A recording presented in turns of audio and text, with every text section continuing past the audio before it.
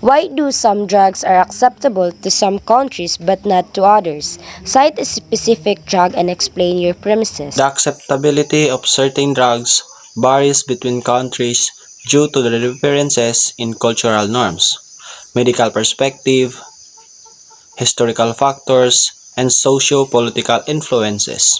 For example, cannabis is legal or decriminalized in some countries like Canada, Netherlands, and certain United States for both medicinal and recreational use.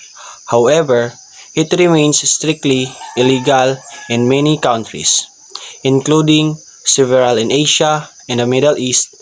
In nations where cannabis is legal, advocates emphasize its medicinal benefits, such as pain relief and its potential to reduce opioid dependency.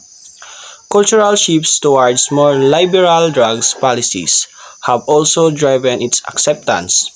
Conversely, countries where cannabis remains illegal often cite concerns about its impact on public health, its potential for abuse, and societal harm, influenced by conservative cultural values and religious beliefs.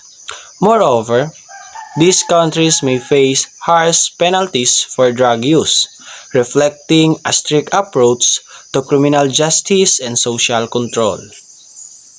A literature review of drug acceptability and regulation highlights the global divide over drug policy. Studies indicate that nations with a more progressive stance on drug legalization, such as Portugal and Uruguay, focus on harm reduction, public health strategies, and rehabilitation rather than punitive measures. For instance, Portugal decriminalized all drugs in 2001, focusing on treatment over incarceration, resulting in a significant reduction in overdose deaths and drug related crime. Meanwhile, countries like Singapore and Indonesia maintain a zero tolerance policy with severe penalties, including the death penalty for drug trafficking. Research suggests that these opposing views are shaped by local political ideologies, economic structures, and international pressure, with each country adopting policies that reflect their societal values and governance priorities. The global debate over drug regulation continues to evolve, with ongoing discussion about the balance between public health and law enforcement. Some argue that prohibition has failed to reduce drug use and has instead led to increased crime and incarceration, while others maintain that legalization would lead to increased drug use and suicidal harm. The divergence in global drug policies reflects a complex interplay of factors including public health, safety concerns, and political priorities. According to a study by Rome et al. 2010, the regulation of cannabis varies from complete prohibition to full legalization, depending on how countries weigh its potential benefits and risks. For instance, European countries like the Netherlands adopt a harm reduction approach, allowing cannabis use in regulated settings while discouraging its use outside this context.